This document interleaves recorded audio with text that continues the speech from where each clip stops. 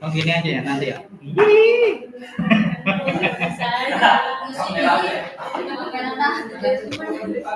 Halo guys.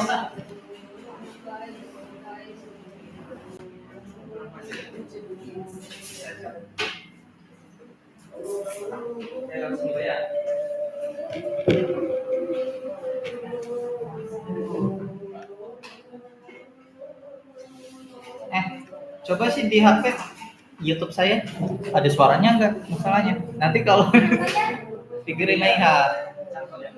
Bisa diambil.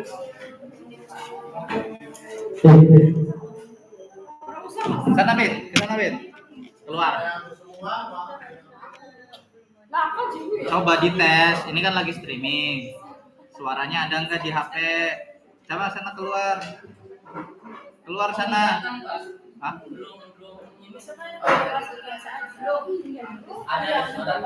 Ada. Ya udah Pip. Keluar tapi keluar aja nggak apa-apa.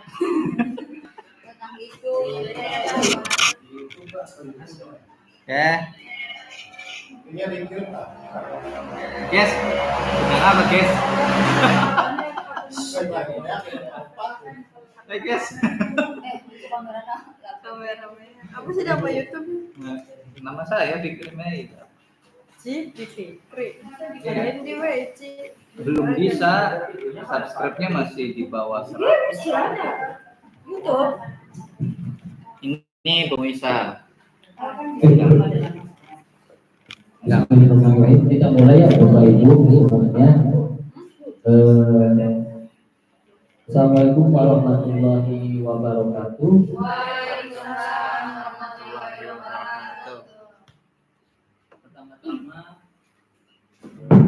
Pertama-tama saya ucapkan puji syukur dulu kepada Allah Subhanahu wa taala yang telah memberikan nikmat kepada kita semua, dan sholawat serta salam kita serahkan kepada baginda Nabi besar Muhammad SAW, kepada sahabatnya, kepada keluarga, dan semoga kita semua selaku umatnya telah mendapatkan syafaat dari beliau. Amin ya rabbal alamin. Bapak Kepala Sekolah yang saya hormati dan rekan-rekan guru SDN 1 Pabeliran Wetan yang saya hormati dan saya banggakan, pada kesempatan kali ini kita berkumpul di sini dalam rangka yaitu kegiatan diseminasi atau penyebaran pemahaman tentang konsep-konsep inti budaya positif yang telah saya pelajari di pendidikan guru penggerak angkatan 11. Harapannya melalui kegiatan ini, apa yang telah saya pelajari dalam pendidikan guru penggerak bisa diimplementasikan di sekolah kita tercinta ini. Begitu Bapak Ibu guru. Dan saya juga mengucapkan terima kasih kepada Bapak Ibu semua yang telah menyediakan waktu, meluangkan waktu di dalam kegiatan diseminasi pada hari atau pada siang hari ini. Untuk membuat singkat waktu, sebelum kita mulai acara diseminasi penyebaran pemahaman konsep-konsep inti budaya positif ini, ada sambutan yang akan diberikan oleh Bapak Kepala Sekolah, sambutan dan arahan, sekaligus nanti kami meminta Bapak untuk membuka acara ini. Itu saja Bapak Ibu perkataan dari saya. Kurang lebihnya mohon maaf. Wassalamualaikum warahmatullahi wabarakatuh. Hanya kepada Bapak Kepala Sekolah untuk memberikan sambutan dan arahan sebelum dimulainya kegiatan acara diseminasi pada siang hari ini. Waktu dan tempat kami persilahkan. Terima kasih pada Bapak Ibu waktu. Assalamualaikum warahmatullahi wabarakatuh. Alhamdulillahirabbil alamin. Wassalatu wassalamu ala rasulillah wa ala alihi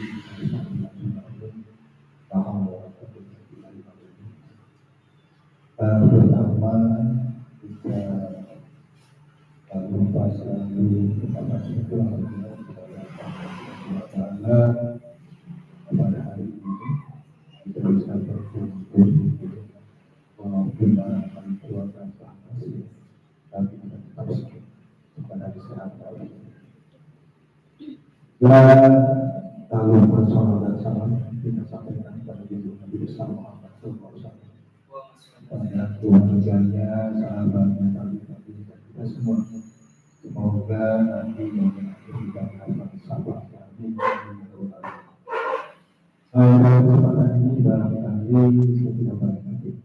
Nah, ini juga materinya yang jelas harus saja disampaikan oleh Pak Teddy, yaitu dalam kita berkumpul ini salah satu sudah karena kita sudah komit dalam ada yang hidup dalam kegiatan praktik kita di guru penggerak juga kegiatan pokok di mana itu tetap laporan yang ada karena kita informasinya ya walaupun belum begitu itu tiap minggu ada laporan jadi nggak apa-apa nanti silakan untuk absensi segala macam itu harus ada karena tetap data fisik ya di samping barangkali video informasi sekarang yang baru nanti barangkali kita tahun depan yang ada aplikasi video itu video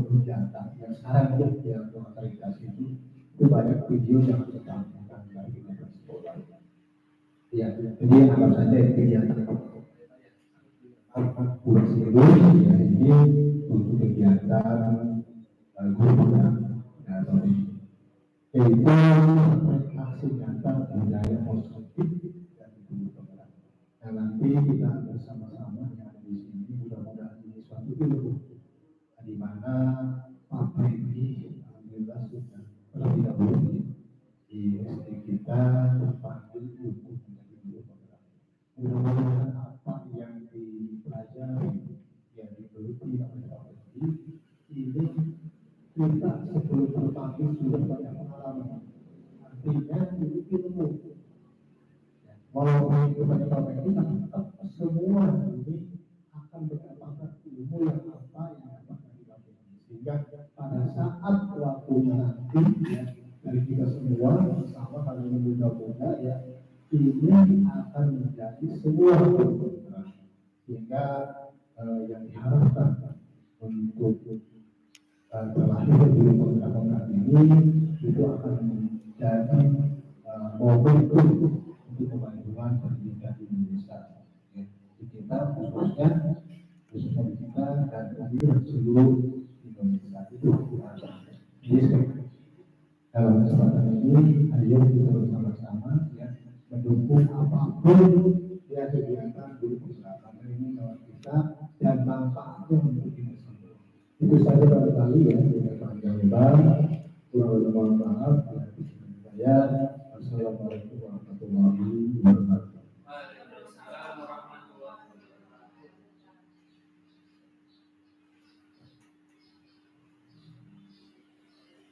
Ya, terima kasih kami ucapkan kepada Bapak Kepala Sekolah SDN 1 dan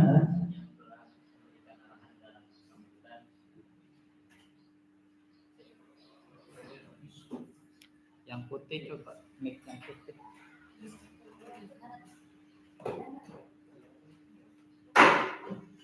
mic yang putih ya.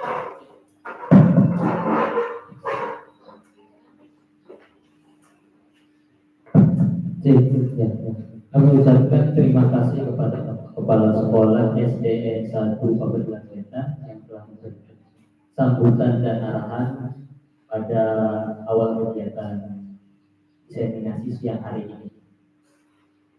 Bapak Ibu guru semua, kita mulai acara diseminasi kali ini yaitu dengan membaca basmalah bersama-sama ya Bapak Ibu, agar kegiatan kali ini kita mendapatkan kelancaran dan keberkahan dan semoga kegiatan kali ini bisa dinilai sebagai ibadah oleh Allah Subhanahu wa Ta'ala.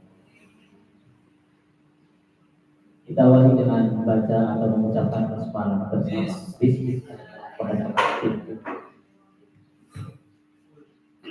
Bapak Ibu guru semua,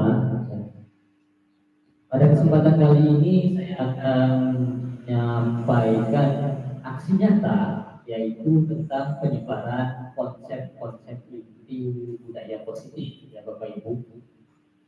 Sebelum kita membahas konsep-konsep inti ini, mari kita buat kesepakatan kegiatan dulu, biar kegiatan ke depan kita berjalan lancar. Untuk kesepakatannya itu kita rumuskan bersama-sama ya Bapak Ibu. Kita rumuskan bersama-sama dari saran Bapak Ibu seperti apa, silahkan dituangkan pemikirannya, pengen seperti apa kegiatan kali ini, atau ada kesepakatan seperti apa, mari kita tuangkan bersama-sama. Kalau dari saya, kesepakatan dari saya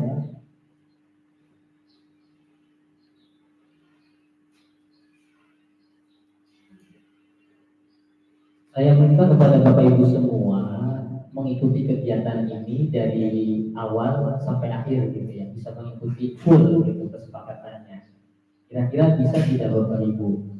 Siap. Ya, terima kasih. Seperti Mas Kita ya Pak. Siap, bisa. Ya, mengikuti kegiatan kesepakatan yang pertama mengikuti kegiatan secara penuh ya, dari awal nanti sampai akhir gitu. Mangga yang kedua, barangkali dari Bapak Ibu pengen mengusulkan apa dari kesepakatan kegiatan kali ini ya. Berapa jam Pak? Berapa jam? Minimal 1 jam Pak. Kalau dari aturan siap 1 jam aja ya. Semangat. Oh ya, 1 jam. Berarti durasi kita 1 jam ya. Durasi diskusi kita 1 jam. Oke, siap. Sepakat Pak Amru. Durasi kegiatan kata Pak Amru 1 jam. Oke, kegiatan 1 jam. Ya, durasi kegiatan 1 jam. Barangkali dari yang lain ada yang ingin menambahkan kesepakatan kita kegiatan hari ini. Oke, terima kasih Bu Fitri. Bu Fitri menambahkan aktif berdiskusi. Ya, aktif berdiskusi. Ada lagi barangkali yang ingin menambahkan? Nanti kita telepon dulu intinya ya, medianya. Harusnya dari awal Pak, dari pagi bilang snack. Kalau sekarang dadakan ya susah kitanya. Oh iya betul ya, biar santai ya Pak. Mangga dari yang lain kesepakatannya apa? Apa cukup cuma 3 jam mengikuti kegiatan secara penuh, durasi kegiatan 1 jam dan aktif berdiskusi. Cukup Bapak Ibu? Oh iya, tidak boleh tidur betul Pak. Tidak boleh tidur. Tidak boleh tidur selama kegiatan. Ya, tidak boleh tidur ya. Biar fokus ya Pak, biar menyimak materi kita ini fokus. Iya, jam-jam rawan kita ya, jam-jam ngantuk. Ya, tidak boleh tidur. Sepakatan yang tepat. Cukup ya Bapak Ibu ya. Kira-kira dari poin 1 sampai 4 bisa disepakati? Bisa? Oke, kita sepakati ya kegiatan hari ini yaitu mengikuti kegiatan secara full atau penuh, durasi kegiatan 1 jam, yang ketiga aktif berdiskusi, dan yang keempat tidak boleh tidur. Ya, terima kasih Bapak Ibu. Langsung saja kita akan membahas materi inti yaitu penyebaran konsep-konsep inti budaya positif di sekolah.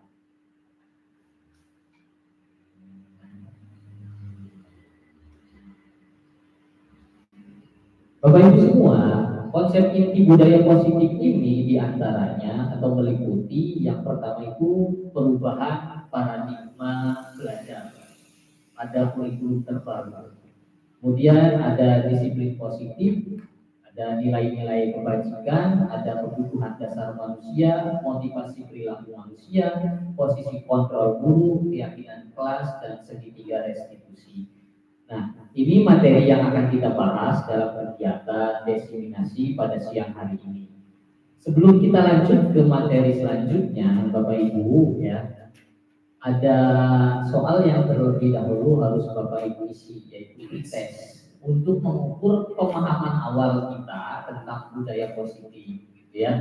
Nanti Bapak Ibu diminta menjawab soal yang sudah saya sediakan. Bapak Ibu tidak perlu takut atau khawatir salah menjawab, karena salah itu bagian dari pembelajaran. Salah itu wajar di dalam aktivitas belajar. Jadi Bapak Ibu isi berdasarkan pengetahuan awal kita saja, Bapak Ibu ya. Saya kirimkan linknya, silakan Bapak Ibu buka WhatsApp-nya.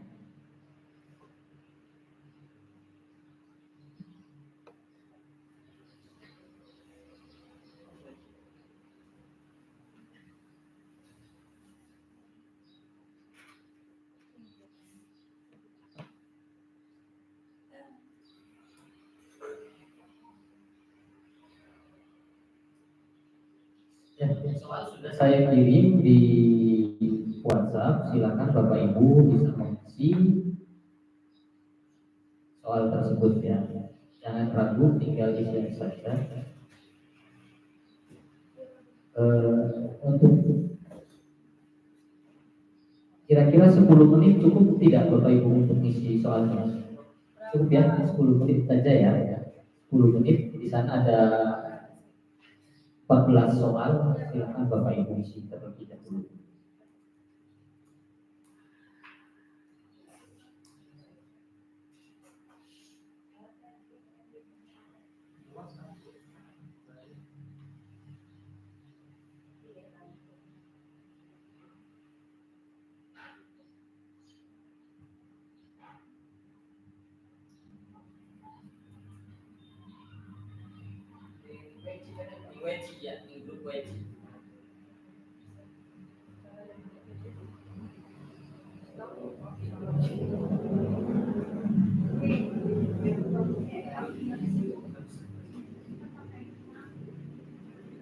Bisa dibuka nggak? Bisa. Bisa.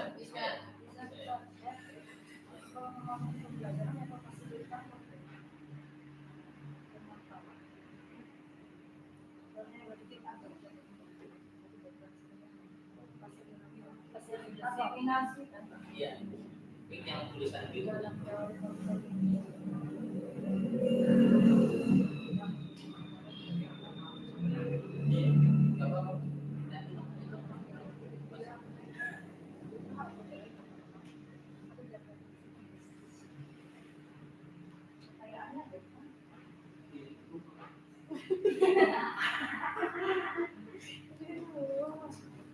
Suka kena pasar Pak.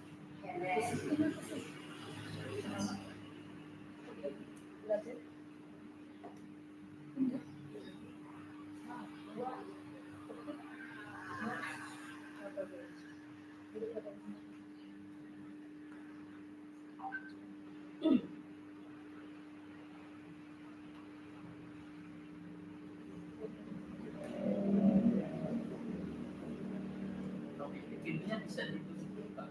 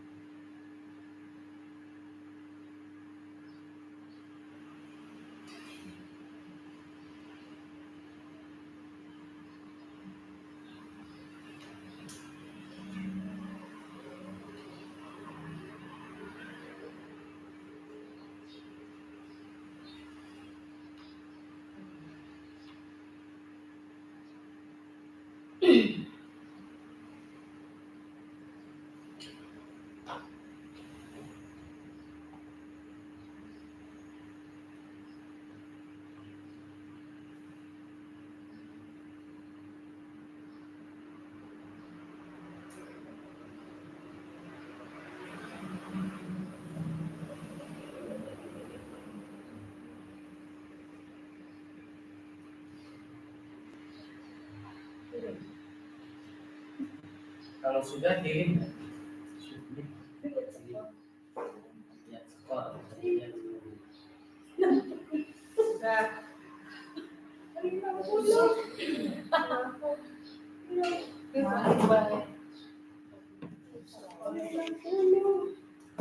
Berapa Bu? 60. Berapa? 40. Gak apa-apa, ini masih pretest. Ya. Berapa Bu?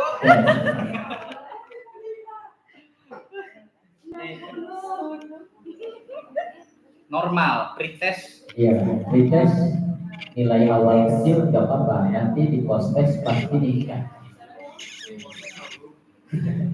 Proses tambah kecil.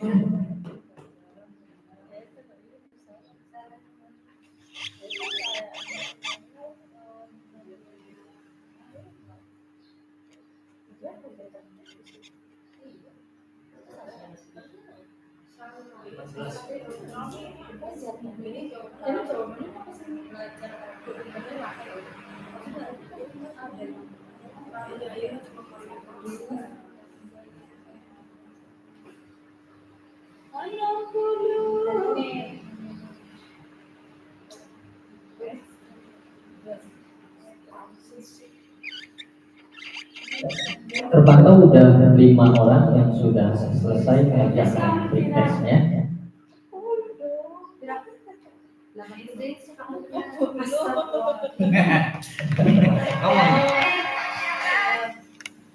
Kamu enggak? Dapat berapa Bu? Ya tahu. Nol.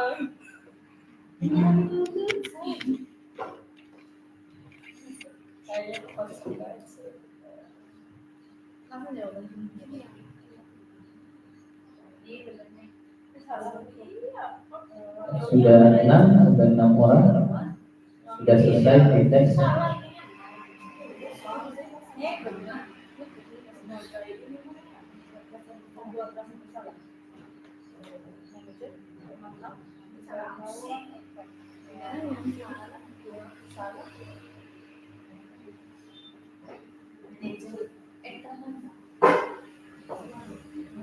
Salah.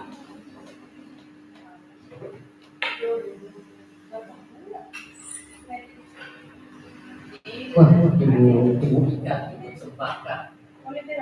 Sepakat cukup tinggi. Aku lagi yang Masih flex ya, masih flex. View skor berapa? Di skor oleh skor. yes. Betul berapa? Pak Amru. Pak Amru nilainya wah, Berapa Pak? Amin Pak. Lima apa? Kan bisa sendiri. Dan Bapak Ibu sudah 7 orang ya menyelesaikan tes, tinggal beberapa orang lagi. Kita tunggu sekitar 1 atau 2 menit lagi. Susu silakan.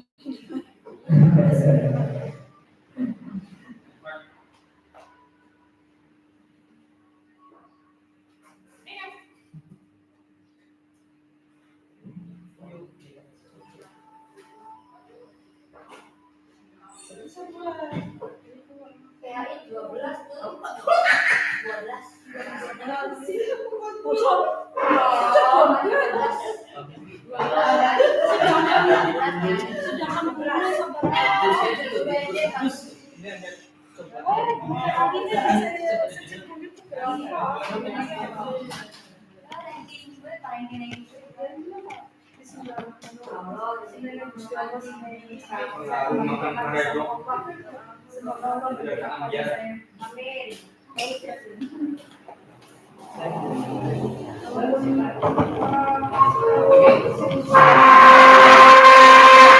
Izin ngomongin. Enggak.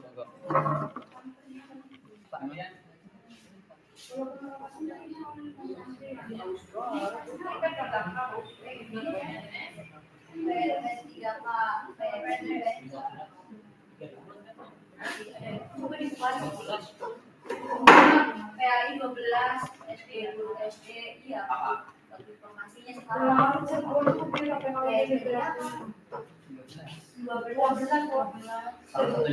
Amin. Oke. Oke. Ya paling kalau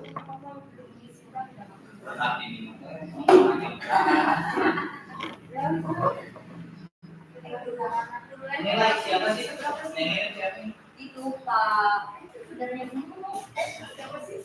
Kalian dua kalian satu enggak saudaranya dulu saudaranya ya maksudnya aku kirim itu informasi bisa sih kiriman itu sudah Bapak Ibu, kita lanjut ya. Kita lanjut ke materi. Yang pertama akan kita bahas mengenai perubahan paradigma belajar.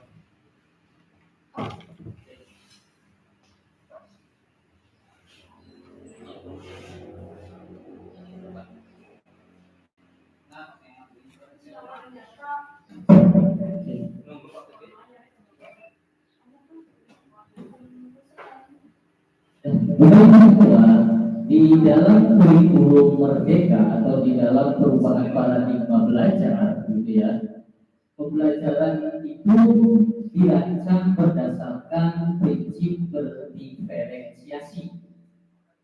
Berdiferensiasi yaitu berbeda-beda.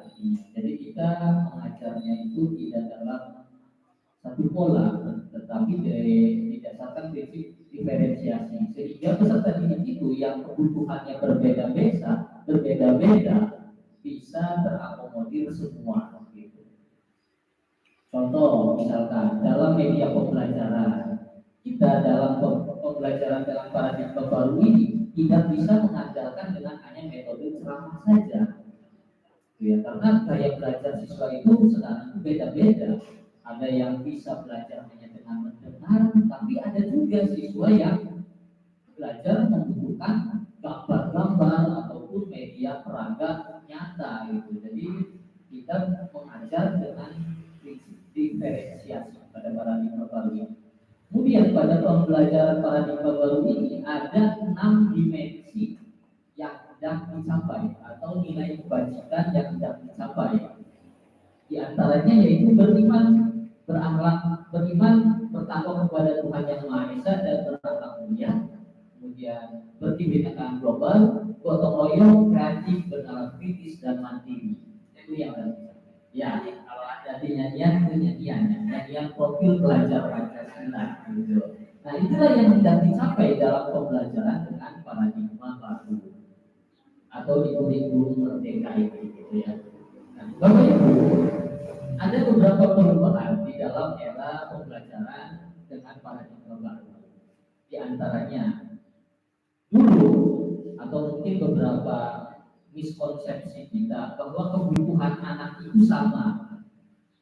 Ternyata kebutuhan anak itu berbeda-beda ya Bapak Ibu. Ada yang minatnya atau kebutuhan belajarnya dengan menggunakan gambar-gambar, ada yang sukanya dengan video, atau ada yang sukanya dengan sambil bermain, itu bermacam-macam. Nah, itu kita praktekkan atau kita implementasikan dalam pembelajaran berprinsip diferensiasi atau berbeda-beda. Kemudian, nah itu yang kedua, gaya kebutuhan belajar sama, itu tidak benar. Kebutuhan belajar siswa itu berbeda-beda. Kemudian dalam pembelajaran itu ada kompetisi, ya, ada persaingan di antara siswa. Kalau dulu di paradigma belajar yang baru ini atau di kurikulum yang baru ini, di kurikulum merdeka, kompetisi itu mulai dikesampingkan, diubah ke kolaborasi atau kerjasama. Di era pembelajaran dengan paradigma baru ini, siswa dituntut atau kita tuntut agar bisa bekerja sama antar teman, bukan saling berkompetisi, tapi harus bisa bekerja sama. Makanya itu sekarang di rapot ranking kan sudah tidak dicantumkan. Itu untuk meminimalisir persaingan atau kompetisi, karena memang yang lebih diutamakan kolaborasinya, bukan kompetisinya. Kemudian yang keempat, paradigma guru bukan pengontrol. Harusnya guru itu paradigmanya yang keempat, guru adalah pengontrol, Bapak Ibu. Guru pengontrol siswa baik di kelas ataupun di dalam pembelajaran. Itu perlu diubah. Guru perannya sebagai fasilitator, bukan pengontrol, gitu ya. Kenapa bisa dikatakan bukan pengontrol? Karena memang secara teori ada namanya teori kontrol. Di dalam teori kontrol mengatakan bahwa guru mengontrol murid itu adalah ilusi. Bohong, kita sebagai guru itu bisa mengontrol anak itu, bohong, adalah ilusi. Kemudian ada juga teori kontrol yang mengatakan semua penguatan positif itu efektif dan bermanfaat, tapi ternyata itu juga hanyalah ilusi. Kemudian kritik dan saran mampu menguatkan karakter, itu juga ilusi, Bapak Ibu. Kemudian orang dewasa berhak memaksa murid atau orang yang lebih muda, ya, itu juga ilusi. Kenapa dikatakan ilusi? Bahwa di dalam teori kontrol ini mengatakan bahwa intinya guru tidak bisa mengontrol murid. Murid berperilaku itu sebenarnya atas dasar motivasinya sendiri, atas dasar keinginannya sendiri, bukan oleh kontrol guru. Sehingga timbullah ilusi bahwa gurulah yang mengontrol murid. Sebenarnya muridlah yang melakukan atau menginginkan hal itu sendiri. Kemudian juga sama dengan penguatan ataupun kritik, saran dan juga paksaan, itu juga sebenarnya tidak bisa mengontrol murid. Ya. Yang paling tepat adalah kita sebagai guru harus menumbuhkan motivasi inti di dalam diri murid agar mereka selalu berbuat positif. Itulah tugas kita, bukan memaksa, bukan mengontrol, tapi lebih mendorong, menumbuhkan motivasi intrinsik pada diri setiap murid.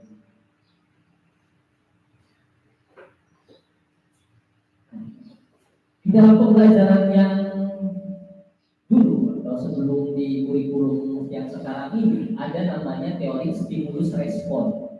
Ada namanya stimulus respon. Guru memberikan stimulus, murid merespon. Nah, teori itu sekarang bergeser dengan adanya teori kontrol. Teori kontrol itu mengatakan bahwa realitas kita berbeda-beda atau kebutuhan kita berbeda-beda.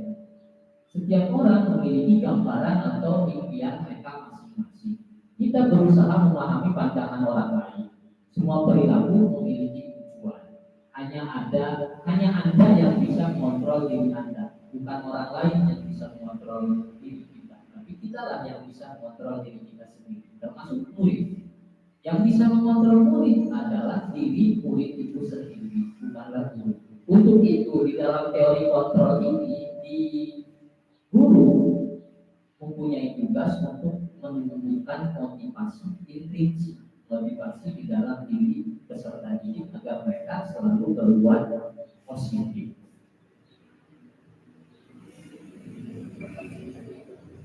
Berikutnya Bapak Ibu tentang disiplin positif.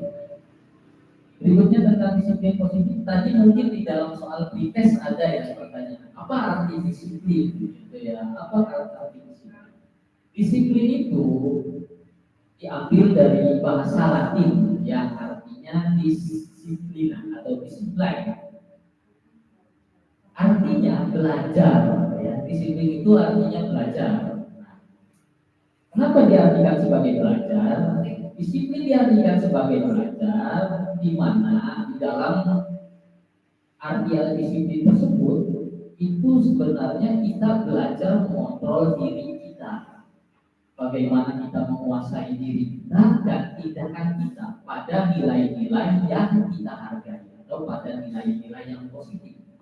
Makanya dinamakan belajar. Jadi disiplin kita sedang belajar mengontrol diri, itulah yang dinamakan dengan disiplin, mengontrol diri, belajar mengontrol diri.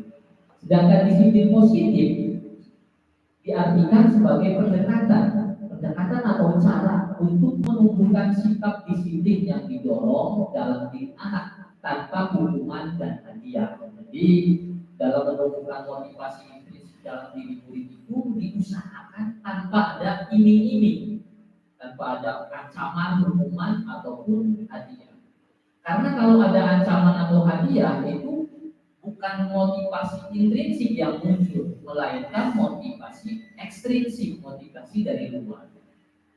Sebagai pendidik, kita itu tugas utama mungkin ya, tugas utama kita menumbuhkan disiplin diri pada setiap murid kita untuk berperilaku sesuai dengan nilai-nilai kebajikan universal atau nilai-nilai yang positif, gitu ya Bapak Ibu. Nah, adapun di sekolah kita sudah diterapkan beberapa macam kegiatan penguatan seperti yang dilakukan Bu Bisa setiap hari Jumat pagi itu ya, itu merupakan kegiatan yang berupaya atau bagian dari disiplin positif di mana menumbuhkan karakter religius pada siswa gitu ya, dengan kegiatan pembacaan sholawat. Ini tidak termasuk Pak menumbuhkan karakter positif. Ya, sudah. Ya, lanjut ya Nah, ini ada nilai-nilai kebajikan universal. Iya, kurang besar, fokusnya kurang mundur juga. Kebajikan universal atau nilai-nilai kebaikan. Nilai-nilai kebaikan ini yang kita tanamkan pada diri setiap murid melalui tadi penumbuhan motivasi intrinsik, gitu ya. Ada banyak nilai-nilai kebajikan universal. Contohnya seperti peduli, rajin, integritas, rasa hormat, terus terang, percaya diri, belas kasih, semangat, kesetiaan, bersyukur, berprinsip, toleransi, dan lain sebagainya. Itu merupakan nilai-nilai kebajikan atau nilai-nilai kebaikan yang kita hendak tanamkan, yang kita hendak tumbuhkan melalui motivasi yang ada dalam diri peserta.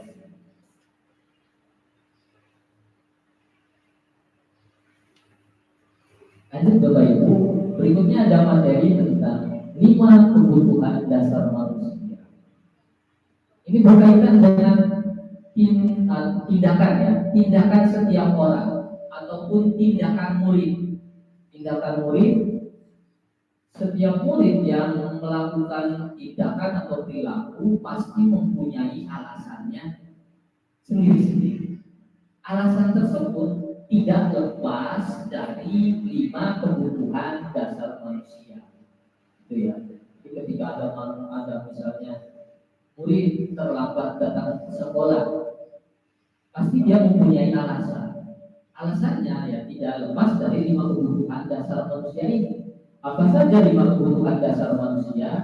Yang pertama yaitu ada kebutuhan bertahan hidup. ada di tengah. Kebutuhan bertahan hidup itu berkaitan dengan makan, minum, tidur, itu kebutuhan bertahan hidup. Jika kebutuhan ini tidak dipenuhi, seseorang tidak akan bisa hidup, tidak akan bisa survive. Itu kebutuhan dasar manusia yang pertama. Kemudian kebutuhan yang berikutnya yaitu penguasaan. Kebutuhan penguasaan ini didasarkan pada seseorang yang ingin menguasai lingkungannya. Ketika seseorang mempunyai kemampuan atau mempunyai power, itu biasanya menginginkan kebutuhan yaitu penguasaan. Kemudian kebutuhan dasar yang ketiga yaitu kasih sayang atau rasa diterima. Setiap orang pasti ingin diterima atau ingin mendapatkan kasih sayang. Nah, itu menjadi kebutuhan dasar manusia. Kemudian yang keempat ada kebutuhan dasar kebebasan. Manusia itu biasanya tidak suka dikekang, ya, tidak bisa diatur-atur. Kebutuhan dasar ini biasanya manusia ingin hidup bebas, kebebasan. Makanya ketika ada siswa yang bandel juga itu biasanya di latar belakangi dia ingin menginginkan kebebasan, gitu ya. Dan yang keempat yang terakhir yang kelima yaitu ada kebutuhan dasar tentang kesenangan. Ada 5 kebutuhan dasar manusia yang menjadi motif dari setiap tindakan manusia.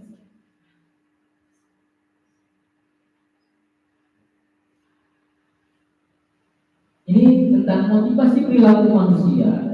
Motivasi perilaku manusia ada 3. Ya.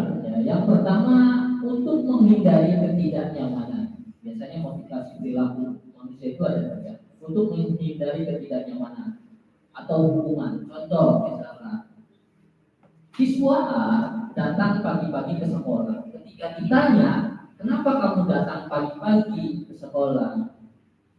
Supaya saya tidak dihukum, Pak. Saya datang pagi-pagi ke sekolah supaya tidak dihukum atau tidak dimarahi guru. Berarti dia melakukan dasar tindakannya berdasarkan menghindari hukuman atau ketidaknyamanan. Kemudian motivasi yang kedua ada namanya untuk mendapatkan imbalan atau reward dari orang lain. Agar saya berangkat pagi, Pak, tadi pagi saya tidak terlambat. Kenapa tidak terlambat? Supaya dapat ujian dari ibu guru. Nah, berarti dia motivasinya ingin mendapatkan penghargaan. Dua motivasi ini itu masuknya ke dalam motivasi ekstrinsik, motivasi yang timbul akibat adanya hukuman atau reward hadiah yang datang dari pihak luar. Makanya disebut motivasi ekstrinsik atau eksternal dari luar. Yang ketiga ada motivasi manusia yaitu untuk menghargai diri sendiri dengan nilai-nilai yang mereka percaya sehingga dapat mencerminkan jati diri yang mereka inginkan. Nah, untuk motivasi yang terakhir ini atau yang ketiga ini adalah motivasi intrinsik, motivasi yang datang dari dalam diri. Nah, motivasi yang ini adalah motivasi yang bentuknya positif, tulus, datang dari dalam diri seseorang tersebut tanpa ada paksaan atau iming-iming dari pihak luar. Dan motivasi intrinsik ini menjadi tujuan kita atau tugas kita sebagai pendidik, bagaimana cara menumbuhkannya ke dalam diri kita, ke dalam siswa didik kita masing-masing, gitu ya. Tugas kita itu menumbuhkan motivasi intrinsik.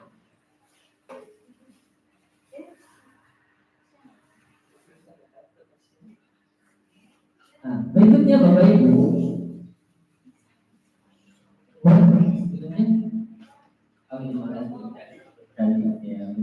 jadi Ibu ya, sabar.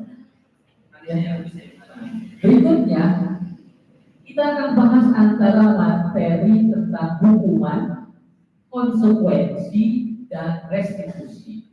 Apa itu hukuman, apa itu konsekuensi, dan apa itu restitusi. Kira-kira perbedaannya di mana gitu ya antara hukuman dan konsekuensi dan restitusi.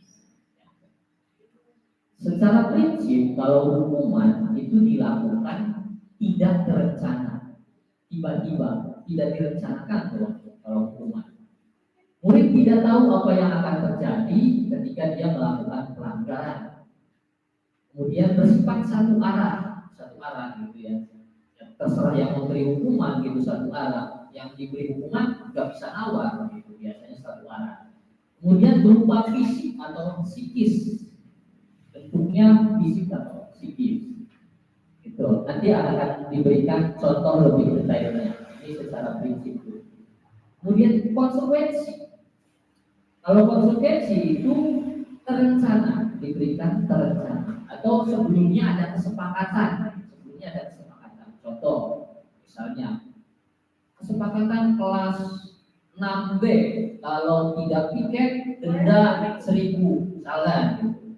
Ketika ada anak yang tidak piket, kemudian dikenakan denda, itu maksudnya konsekuensi, karena memang sebelumnya ada kesepakatan, bukan tiba-tiba atau tidak terencana. Sifatnya sama, konsekuensi juga sama seperti hukuman, membuat tidak nyaman kepada pelakunya atau korbannya. Kemudian sikap guru memonitor murid selalu. Guru sifatnya memonitor atau memantau, selalu memantau. Ada tidak yang melanggar kesepakatan? Kalau ada, ya diberlakukan konsekuensi sesuai dengan kesepakatan yang telah dibuat. Itu kalau konsekuensi. Sedangkan restitusi itu menciptakan kondisi bagi murid untuk memperbaiki kesalahannya. Jadi sifatnya dua arah kalau restitusi. Ada obrolan dulu, gitu ya, ada penawaran. Kira-kira dari kesalahan ini untuk memperbaikinya, kamu mau melakukan apa? Gitu. Ada obrolan dulu dengan murid. Kamu telah melanggar peraturan sekolah, untuk memperbaiki kesalahan ini, kamu mau melakukan apa? Itu restitusi. Ada obrolan dulu. Kemudian kolaborasi antara yang melanggar dan guru itu kolaborasi dalam mencarikan solusi permasalahannya. Itu ada kolaborasi. Dari ketiganya ini di dalam paradigma baru pembelajaran atau di dalam kurikulum Merdeka ini lebih ditekankan kepada kita sebagai pendidik dalam menangani masalah siswa. Itu kita lebih ditekankan kepada kira-kira yang mana Bapak Ibu dari ketiga itu. Apabila ada siswa kita nih yang mengalami permasalahan atau kasus, kira-kira pendapat Bapak Ibu lebih ke pemberian hukuman, konsekuensi atau restitusi? Restitusi ya, restitusi. Nah, kenapa restitusi? Ya, yang jawab restitusi betul sekali ya, restitusi. Karena pada pembelajaran dengan paradigma baru ini, pendidikan itu diibaratkan sebagai proses menuntun. Jadi kita menuntun anak, bukan menuntun anak sesuai dengan tumbuh kodratnya. Jadi kita lebih mengutamakan tuntunan, bukan tuntunan. Yang lebih menuntun yaitu ada padanya restitusi. Tapi kita biasanya menghukum ya, terus apa? Nah inilah maksudnya penerapan budaya positif. Jadi ada hal-hal miskonsepsi kita yang perlu kita luruskan. Kalau bisa dengan restitusi, yang hendaklah memakai cara restitusi terlebih dahulu. Berikutnya, 5 posisi kontrol guru. 5 posisi kontrol guru ada 5. Ada 5 posisi kontrol guru. Yang pertama itu sebagai teman, kontrolnya sebagai teman, ada sebagai penghukum, ada sebagai pembuat rasa bersalah, ada sebagai pemantau, dan ada sebagai manajer. Jadi ada 5 ya Bapak Ibu. 5 posisi kita sebagai pendidik itu kita ada 5 posisi kontrol. Ya, kita bahas satu-satu. Nah, posisi kontrol sebagai penghukum. Sebagai penghukum, contoh, guru memegang kontrol sebagai penghukum. Contoh, ada kasus siswa datang terlambat ke sekolah.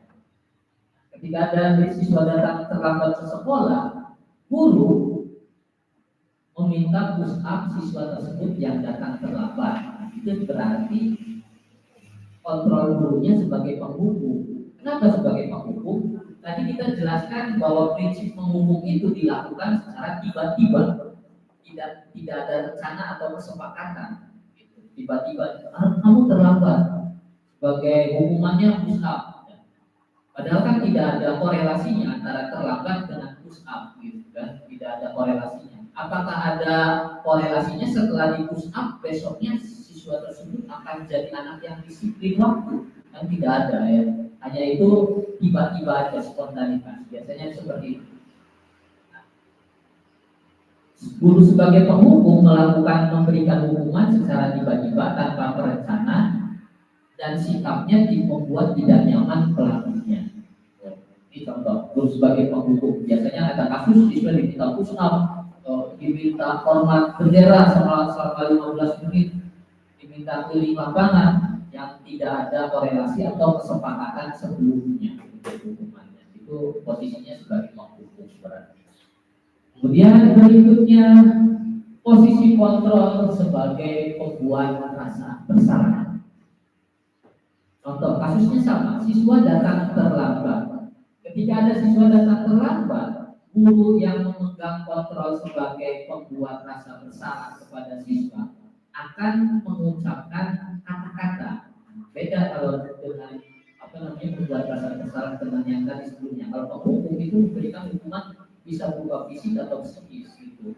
Kalau ini lebih ke kata-kata saja, kata-kata yang sifatnya mendonkan, membuat down siswa atau membuat kecewa pada siswa.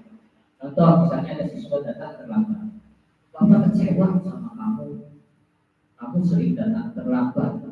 Itu memegang kontrol sebagai pembuat rasa bersalah. Atau contoh lain, kata lain, sudah berapa kali bapak bilang jangan terlambat datang sekolah. Kamu bikin malu tiap hari terlambat terus. Nah itu pemegang kontrol sebagai pembuat rasa bersalah dengan kata-kata, lebih ke kata-kata kalau membuat rasa bersalah. Berikutnya posisi kontrol sebagai teman. Posisi guru yang memegang kontrol sebagai teman. Kasusnya sama, siswa datang terlambat. Perlakuannya berbeda. Kalau sebagai teman, itu guru hanya mengucapkan kata-kata, tapi tanpa membuat murid kecewa atau tanpa membuat murid down. Itu posisi kontrolnya sebagai teman. Kalau misalkan ada siswa datang terlambat, guru hanya berkata tidak apa-apa, lain kali jangan terlambat ya. Itu berarti posisi kontrolnya sebagai teman. Atau ayo bantu bapak, besok jangan terlambat lagi. Besok taati tata tertib sekolah. Itu sebagai teman. Jadi dia mengajak agar siswanya bisa berperilaku lebih baik-baik tanpa mendorkan atau tanpa menjatuhkan. Itu posisi guru sebagai teman. Berikutnya posisi kontrol guru sebagai pemantau. Sebagai pemantau itu tugasnya memantau apa yang dipantau. Yang dipantau adalah perilaku siswa berdasarkan kesepakatan yang telah dibuat.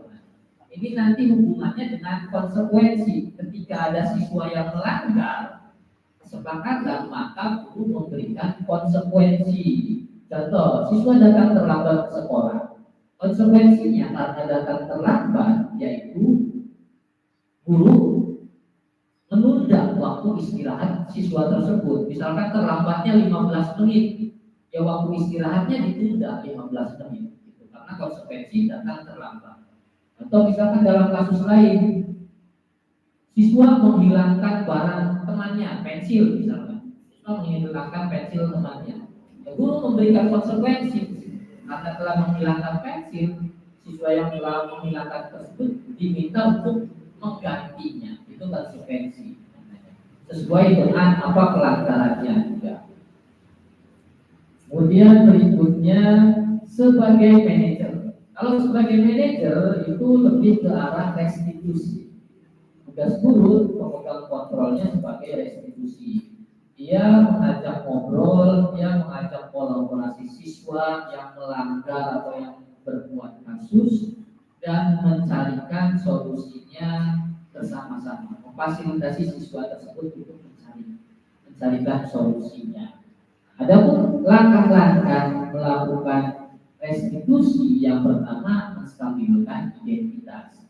Menstabilkan identitas ini artinya menenangkan siswa yang telah berbuat salah. Ditenangkan dulu, jangan langsung didonkan, ditenangkan dulu dengan mengucapkan kata-kata tidak apa-apa. Setiap manusia pasti pernah melakukan kesalahan. Contoh kata seperti itu. Kemudian memvalidasi tindakan salah. Validasi tindakan yang salah itu menanyakan yang dilakukannya salah atau benar. Dan yang terakhir menanyakan keyakinan. Keyakinan adalah kesepakatan kelas tentang nilai-nilai kebajikan atau nilai-nilai positif yang disepakati di kelasnya.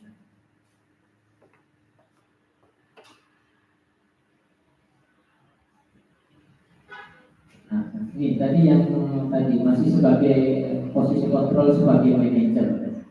Jadi untuk tahap-tahapnya dalam menstabilkan identitas, validasi tindakan salah dan menanyakan keyakinan. Ada 3 tahapan dalam melakukan restitusi atau segitiga restitusi.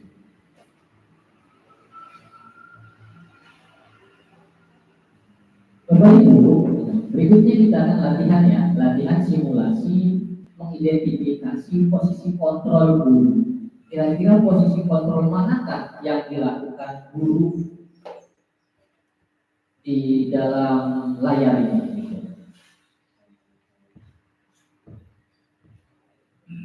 Nah, yang pertama Bapak Ibu, kita identifikasi ya, posisi kontrol apa yang dilakukan ibu guru ini. Ada kasus siswa mendapat nilai ulangan jelek.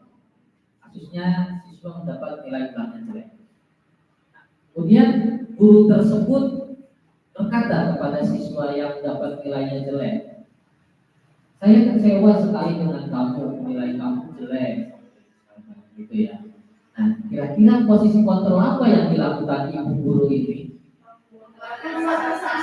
Nah, ya, Bu Bisa, kira-kira alasannya kenapa? Karena seorang guru merasa kecewa dengan tidak tadi. Ya, itu kan ada Bu Bisa. Ya, betul sekali ya. Membuat rasa bersalah. Ya, posisi kontrol yang dilakukan ibu guru ini yaitu membuat rasa bersalah. Ia mengutarakan kata-kata yang membuat siswanya menjadi merasa bersalah. Oh iya, saya nilainya jelek. Padahal guru saya sudah mengajari saya dengan baik, tapi kenapa saya nilainya jelek? Gitu ya. Di posisi kontrol sedang membuat rasa bersalah. Ya, betul sekali, tepat sekali. Berikutnya, posisi kontrol apakah ini? Kasusnya siswa lupa tidak mengerjakan tugas rumah. Kemudian gurunya menyuruh siswa tersebut untuk berdiri di depan kelas. Posisi kontrol apakah kira-kira yang dilakukan guru tersebut? Ya, sebagai penghukum. Betul sekali, Bapak Ibu semua ya. Karena yang tidak ada kesepakatan sebelumnya dilakukan tiba-tiba suruh berdiri ya. Betul. Ini guru tersebut melakukan posisi kontrol sebagai penghukum. Ya, tepat sekali. Berikutnya saya mau satu-satu. Kira-kira ada yang mau berpendapat nggak? Boleh. Yang mau berpendapat silakan angkat tangan gitu ya. Biar masuk ke kamera juga. Kasusnya siswa mengucapkan kata-kata kasar. Kemudian guru berkata, ayo patuhi keyakinan kelas kita, jangan bicara kasar lagi. Kira-kira ada yang mau berpendapat angkat tangannya? Sebagai teman. Buna, kira-kira apa Bu Buna? Sebagai teman, Pak. Sebagai teman ya posisi kontrolnya. Alasannya Bu? Alasannya? Iya. Beda hukuman ya, beda dalam hukuman ini lebih ke mengajak dia seperti teman. Ayo jangan bicara kasar lagi. Itu. Ini Ini betul sekali kata Bu Ina. Tepuk tangan buat Bu Ina. Kontrolnya sebagai teman. Ya. Berikutnya, posisi kontrol apakah Bu? Nah, siswa merobek buku cerita milik temannya. Kemudian guru berkata, kamu harus mengganti buku cerita milik temanmu itu ya. Kira-kira posisi kontrol apa tadi? Hukuman. Konsekuensi. Berarti Menyobeknya tidak sengaja. tidak sengaja. Enggak direncanakan buku. Nah, kira-kira hukuman apa? Pemantau. Oh, ada dua cara, pemantau sama penghukum. Iya.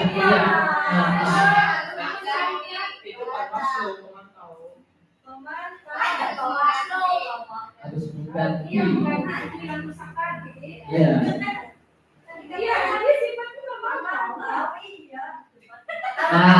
Dia senang disebut ya ada debatnya sebagai penghukum atau pemantau.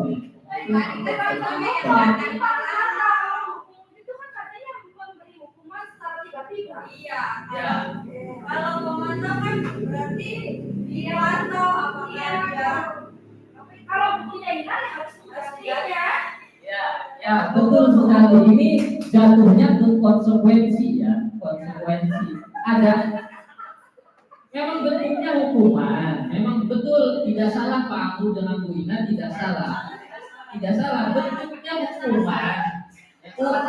Tapi kita lihat lagi hukuman yang diberikan ada korelasinya tidak dengan perbuatan pelanggarannya.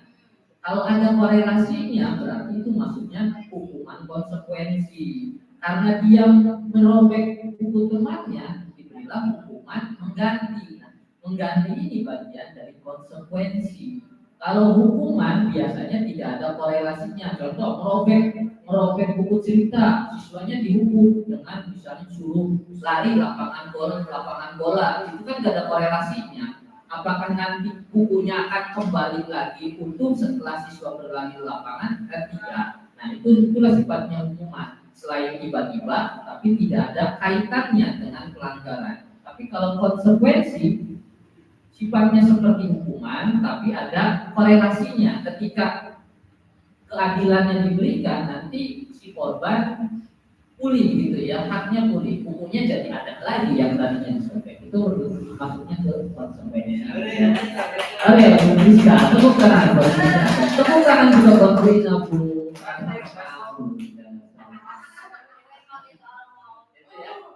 Jadi Bapak Ibu ini memang di posisi pemantau agak perlu kita dalami lagi. Memang beda tipis dengan penghukum.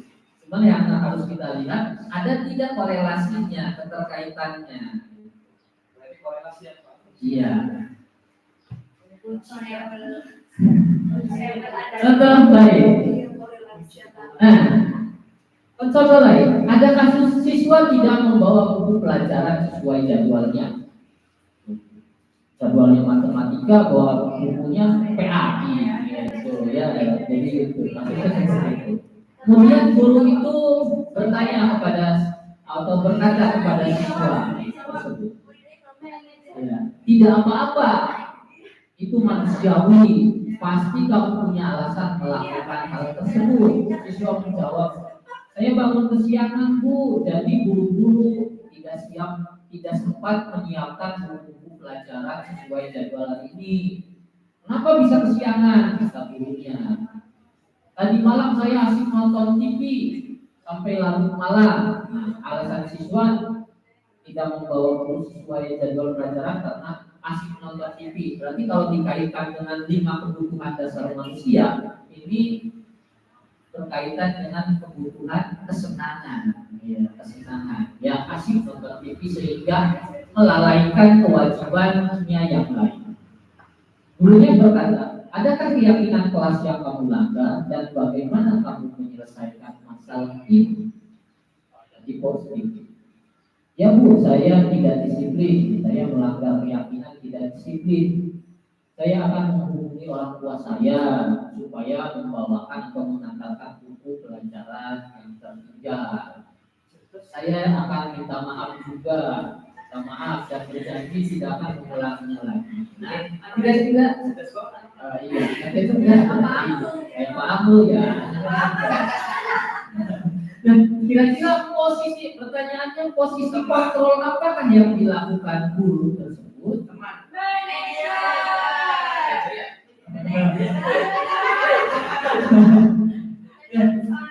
Sebagai manajer, ya, sebagai manajer, bilang posisi kontrol sebagai manajer. Sebagai manajer kita itu lebih mengutamakan restitusi tanpa menyalahkan siswa, tapi memfasilitasi siswa untuk menyelesaikan masalahnya sendiri. Itulah manajer, gitu ya. Jadi lebih menumbuhkan motivasinya sendiri. Gimana cara kamu memperbaiki kesalahan ini? Jadi siswa diberi kebebasan berpikir untuk menyelesaikan masalahnya sendiri tanpa kita suapin. Gitu. Kamu harus melakukan ini untuk memperbaiki kesalahanmu. Kamu harus melakukan itu untuk melakukan atau menebus kesalahanmu itu. Nah, inilah posisi kontrol manager. Diharapkan kita sebagai pendidik di kurikulum merdeka atau di era paradigma belajar yang baru ini, kita lebih mengutamakan posisi kontrol sebagai manajer. Gitu ya, karena kita di SDN 1 pembinaan kita, kalau ada kasus tertentu atau kasus apa dari kita usahakan menjalankan posisi sebagai manajer. Jadi dulu saya berpikir manajer itu kepala sekolah, ternyata manajer itu bukan hanya kepala sekolah, kita sebagai guru pun bisa mengambil posisi kontrol sebagai manajer. Nah, beberapa menit lagi. Lanjut keyakinan kelas, membangun kemampuan atau belajar keyakinan kelas. Nah, Bapak Ibu guru ya, ada yang perlu kita pahami dalam era baru paradigma belajar ya, yaitu adanya keyakinan kelas, bukan peraturan kelas. Jadi misalnya, sama saya udah buatnya peraturan kelas, gimana ya? Kalau kita mengikuti kurikulum yang terbaru ini, itu harusnya keyakinan kelas, bukan peraturan. Kenapa? Sama saya juga di awal-awal, karena waktu awal-awal masuk itu belum mengikuti CGP-nya belum mulai, saya bikinnya peraturan kelas. Ternyata saya dapat info atau pengetahuan baru, ternyata jangan peraturan kelas, tapi keyakinan kelas. Kenapa? Yaitu balik lagi, pendidikan itu bukanlah tuntutan. Kalau tuntutan kita buat peraturan, menuntut sifatnya peraturan. Tapi kalau keyakinan itu adalah kesepakatan berdasarkan nilai-nilai kebajikan yang kita sepakati bersama, lebih ke menuntut. Jadi barangkali ada di kelas-kelasnya yang masih menggunakan peraturan kelas, bisa disesuaikan, tidak usah dicopot, tinggal ditambahin lagi aja keyakinan kelas. Contoh misalnya, tata tertib itu berarti aturan, masih ke peraturan, sama peraturan. Tinggal ditambah lagi aja keyakinan. Contoh misalnya ya, peraturan, tata tertib atau peraturan, jangan buang sampah sembarangan. Itu kan menuntut kepada siswa agar jangan buang sampah sembarangan. Diganti atau dibuat keyakinan di sampingnya, jagalah kebersihan atau menjaga kebersihan. Itu keyakinan, bentuk keyakinan. Bagaimana merubah peraturan ke keyakinan, ya tinggal diganti kalimatnya aja dari jangan buang sampah sembarangan dirubah ke menjaga kebersihan. Itu kesepakatan kelas kita ya anak-anak, menjaga kebersihan. Contoh lain, dilarang ribut di kelas, diganti lagi, dibuat lagi kalimat barunya, menjaga ketertiban. Ya, itulah ya Bapak Ibu. Jadi barangkali kita juga nanti ke depan menghadapi akreditasi, mungkin dari poin acuan juga gitu ya dalam poin akreditasi yang baru mungkin bisa jadi itu adanya keyakinan kelas ya, bukan peraturan. Kalau sudah ada peraturan nggak apa-apa, tinggal ditambahkan lagi aja kalimatnya gitu.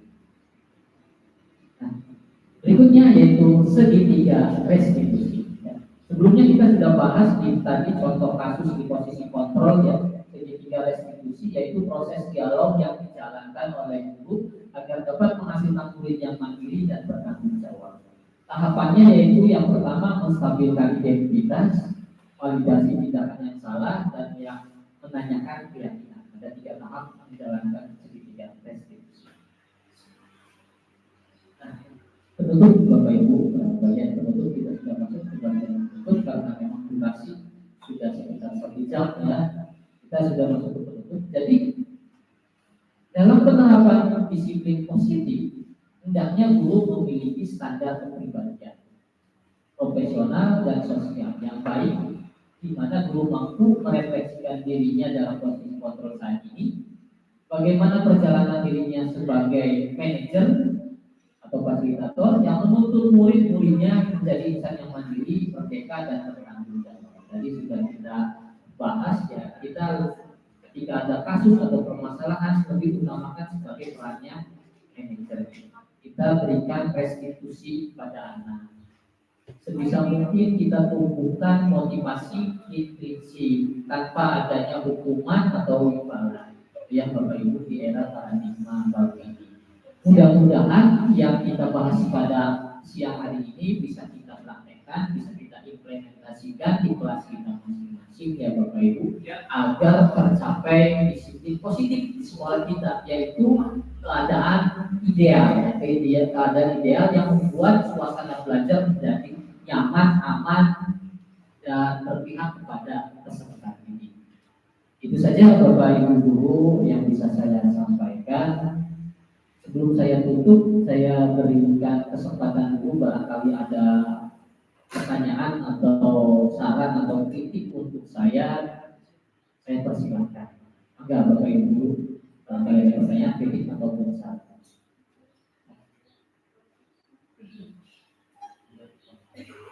Ya, kalau tidak ada, mari kita tutup kegiatan hari ini dengan membaca hamdalah bersama-sama. Bapak Ibu guru, tadi di awal kita ada tes. Nanti setelah ini Bapak Ibu guru, saya minta kesediaannya untuk isi soal post-testnya ya. Mudah-mudahan setelah menyimak materi ada peningkatan nilai gitu ya, ada peningkatan nilai dari yang sebelumnya. Tidak harus sekarang, boleh nanti di rumah, boleh nanti saya kirim boleh bisa lewat HP atau gadgetnya masing-masing. Ya itu saja yang bisa saya sampaikan, kurang lebihnya mohon maaf. Akhir kata, wabillahi taufiq wal hidayah. Wassalamualaikum warahmatullahi wabarakatuh.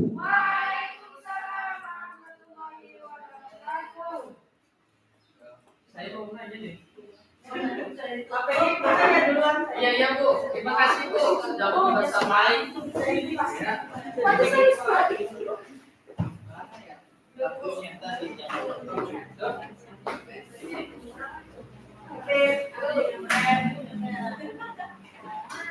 Oke.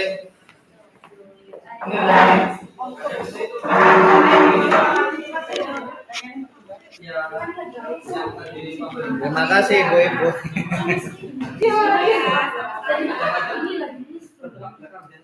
Mana ST-nya?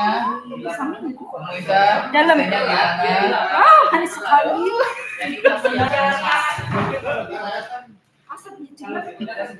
Ini udah nih matiin. Ya, pakai banyak. Di depan. Iya. Itu guru lagi gratis jadi gratis. Emang gratis? Beli beli mie gratis ini.